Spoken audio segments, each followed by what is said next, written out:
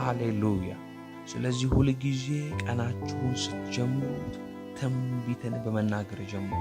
ክብር ለኢየሱስ ክርስቶስ ይሁን። ሁለተኛ የእናንተን ሕይወት ከደረቀ ነገር ውስጥ እንዲወጣ የሚረዳችሁ የሞቱባችሁን ነገር ሕይወት እንዲዘሩ የሚያደርግላችሁ ሁለተኛው ነገር ደግሞና ሁለተኛው መንገድ ምንድነው ካላችሁን የኢየሱስን መገኘት በሕይወታችሁ ላይ መጋበዝ። ቀናችሁን ስትጀምሩ የእናንተን ማለዳ ስትጀምሩት በእናንተ ሕይወት ላይ የእግዚአብሔርን መገኘት የኢየሱስን መገኘት ጋብዙ። ጌታ ሆይ ያንተ መገኘት በሕይወቴ ላይ ይብዛ በሉት። መገኘትህን አሁን ፈልገዋል። ያንተን መገኘት በቀኔ ላይ ፈልገዋል። ያንተን ህልውና በእኔ በዚህ ጉዳይ ላይ እፈልገዋለሁ ብላችሁ የእግዚአብሔርን የመንፈስ ቅዱስን መገኘት ጥሩ። ክብር ለኢየሱስ ይሁን። ለዚህም ደግሞ ማጣቀሻ እንዲሆነን ከእግዚአብሔር ቃል ላይ አንድ ክፍል አሳያችሁ። የዮሐንስ ወንጌል ምዕራፍ 14 ከቁጥር 1 ጀምሮ እንዲህ ይላል። ከማርያምና ከእህቷ ከማርታ መንደር ከቢታንያ የሆነው አልዓዛር የሚባል አንድ ሰው ታሞ ነበር። እዚህ ክፍል ላይ የምታዩት አልዓዛር ታሞ የነበረበት ሊሞት የነበረበት ክፍል ነው። በዚህ ክፍል ላይ ኢየሱስ ክርስቶስ አልዓዛር እንደታመመ እንኳን ቢሰማ እስኪሞት ድረስ ግን ወደዛ ስፍራ አልሄደም ነበር። በመቀጠል ከቁጥር 19 እስከ 20 ያለው ክፍል ላይ እንዲህ ይላል። ቁጥር 19 ከአይሁድም ብዙዎች ስለ ወንድማቸው ሊያጽናኗቸው ወደ ማርታና ወደ ማርያም መጥተው ነበር። ማርታም ኢየሱስ እንደመጣ በሰማች ጊዜ ልትቀበለው ወጣች። ማርያም ግን በቤት ተቀምጣ ነበር። ቁጥር 21 ማርታም ኢየሱስን ጌታ ሆይ አንተ በዚህ ኖረህ ቢሆን ወንድሜ ባልሞተ ነበር አለች። አያችሁ፣ በዚህ ክፍል ላይ ማርታ የወንድሟ መሞት ዋናውና ትልቁ ምክንያት ምንድነው ብላ ስትናገር እንደዚህ አለች። ያንተ መገኘት ከአልዓዛር ጋር ቢሆን ኖሮ፣ አንተ በዚህ ስፍራ ላይ ኖረህ ቢሆን ኖሮ ወንድሜ አይሞትም ነበር። ይሄ ማለት በተዘዋዋሪ ምን ማለት ነው? አልዓዛር የሞተው የኢየሱስን መገኘት ካለማግኘቱ የተነሳ ነው። አያችሁ፣ አንዳንድ በእናንተ ሕይወት ላይ የሚሞቱ ነገሮች እንዳይሞቱ የሚያደርጋችሁ የኢየሱስ መገኘት ነው። የእናንተን ነገር ረጅም እንዲቆይ የሚያደርገው በእናንተ ነገር ላይ ሞት እንዳይገለጥ የሚያደርገው የኢየሱስ መገኘት ነው። ክብር ለኢየሱስ ይሁን። ዛሬ እንደዚህ ነው የሚሆነው። ሞተ ባላችሁት ጉዳይ ላይ የኢየሱስ መገኘት ይገለጣል። በኢየሱስ መገኘቱ ይብዛላችሁ። በኢየሱስ ህልውናው ይብዛላችሁ። በእናንተ ጤንነት ላይ እግዚአብሔር መገኘት ይገለጥ። በእናንተ ትዳር ላይ የኢየሱስ መገኘት ይገለጥ። በእናንተ ቢዝነስ ላይ የኢየሱስ መገኘት ይገለጥ። በእናንተ ልጆች ላይ የእናንተ በሆነ ነገር ሁሉ ላይ በጌታ በኢየሱስ ስም እየጸለይ የኢየሱስ መገኘት ይብዛላችሁ። ክብር ለኢየሱስ ይሁን።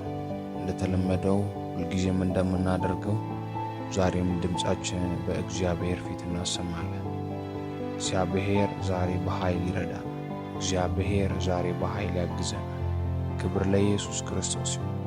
እመኑኝ፣ ዛሬ ካላችሁ ደቂቃ ላይ ካላችሁ ጊዜ ላይ ጥቂቱን ጊዜ ሰውታችሁ ይህንን ጸሎት አብራችሁን ከጸለያችሁ እግዚአብሔር በኃይል ይረዳችኋል። መጽሐፍ ቅዱሳችን ላይ ኤልያስ ያለ ማቋረጥ 7 ጊዜ እንደጸለየ ይናገራል።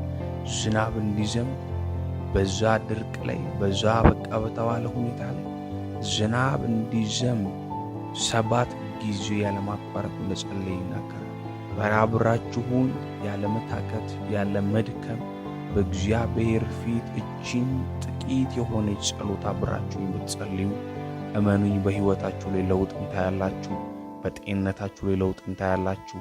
በፋይናንሳችሁ ላይ ለውጥ እንታያላችሁ። በእናንተ በሆነ ሕይወታችሁ መስመር ሁሉ ላይ ለውጥ እንታያላችሁ። ክብር ለኢየሱስ ክርስቶስ ይሁን። ስለዚህ ወደ ጸሎታችን ከመግባታችን በፊት የእግዚአብሔርን ቃል ጠቅሰን በዛ ቃል ላይ ደግሞ እንጸልያለን። ሁልጊዜ እንደምናደርገው ዛሬ የምንጸልይበት ርዕስ ከመጽሐፍ ቅዱስ የምንወስደው ሕዝቅኤል ምዕራፍ 37 ከቁጥር 1 ጀምሮ ያለው ነው። እንዲህ ይላል፣ የእግዚአብሔርም እጅ በላይ ነበር። እግዚአብሔርም በመንፈሱ አወጣኝ፣ አጥንቶች በሞሉበት ሸለቆ መካከል አኖረኝ ይልና እንዲላል። በእነርሱም አንጻር በዙሪያቸው አሳለፈኝ። እነሆም በሸለቆ ፊት እጅግ ብዙ ነበሩ፣ እነሆም እጅግ ደርቀው ነበር። እርሱም የሰው ልጅ ሆይ በእነዚህ አጥንቶች ላይ በሕይወት ይኖራሉ አለኝ። እኔም ጌታ እግዚአብሔር ሆይ አንተ ታውቃለህ አልኩት።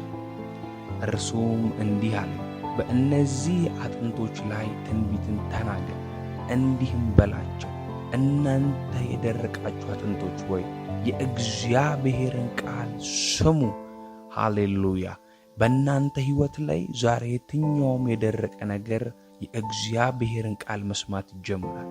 ደረቀ ያላችሁት ጉዳይ፣ ሞተ ባላችሁት ጉዳይ ላይ እግዚአብሔር ቃሉን ይልክላችኋል።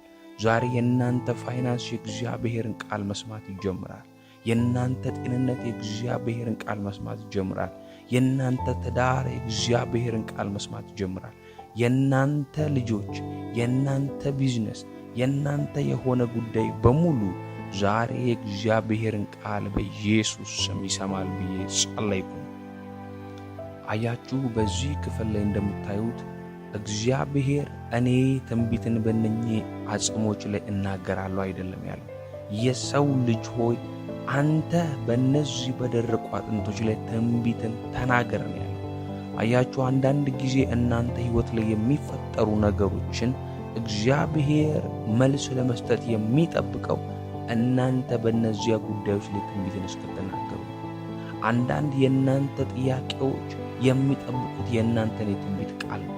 አንዳንድ የእናንተ ችግሮች የሚጠብቁት የእናንተን የትንቢት ቃል ነው። ዛሬ ከኔ ጋር አብራችሁኝ በእናንተ ሕይወት ላይ ትንቢትን መናገር ስትጀምሩ፣ ዛሬ አብራችሁኝ በመተባበር ከኔ ጋር ይህንን ጸሎት መጸለይ ስትጀምሩ፣ የእግዚአብሔር ቃል በእናንተ ነገር ላይ መገለጥ ይጀምራል።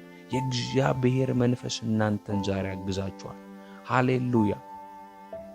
አበቃ በተባለ ሁኔታ ውስጥ፣ ደረቀ በተባለ ሁኔታ ውስጥ፣ ሞቷል በተባለ ሁኔታ ውስጥ ያላችሁ ሰዎች ካላችሁ፣ የኔ ይሄ ጉዳይ ደከመ፣ ይሄ ጉዳይ ሞተብኝ ያላችሁ ሰዎች ካላችሁ፣ ዛሬ እነዚህን ሁለት ነገሮች ብቻ በማድረግ እነዚህን ሁለት ጸሎቶች ብቻ በመጸለይ ይህንን ነገር ትቀይሩታላችሁ። አንደኛ፣ በሕይወታችሁ ላይ በዕለት ተዕለት ተግባራችሁ ሁልጊዜ መርሳት የሌለባችሁና ማድረግ ያለባችሁ ነገር ምንድን ነው? ትንቢትን በእናንተ ሕይወት ላይ መናገር። ትንቢትን በምትጀምሩት ቀን ላይ መናገር። ማለዳ ቀናችሁን ስትጀምሩ፣ ጠዋት ቀናችሁን ስትጀምሩ በሥራችሁ ላይ ትንቢትን ቃል ተናገሩ። በቀናችሁ ላይ ትንቢትን ቃል ተናገሩ። በጤንነታችሁ ላይ ትንቢትን ቃል ተናገሩ። የትንቢትን ቃል በመናገር ቀናችሁን ጀምሩ። ለምን? እዚህ ክፍል ላይ እግዚአብሔር ሕዝቅኤልን ትንቢትን ተናገር ብሎ ይጠብቅ ያለ እሱ ነው። ለነዚህ አጽሞች ሥጋ መልበስ እግዚአብሔር ትንቢትን እንዲናገር የፈለገው ሕዝቅኤልን ነው። የሰው ልጅ ሆይ አንተ በእነዚህ በሞቱ ነገሮች ላይ፣ በእነዚህ አበቃ በተባሉ ጉዳዮች ላይ፣ በእነዚህ በደረቁ ጉዳዮች ላይ ትንቢትን ተናገር፣ እኔም ደግሞ እሰራዋለሁ። አያችሁ፣ የእናንተን ቀን የተዋበ ሆኖ እንዲሰራ ትንቢት እናንተ ተናገሩ።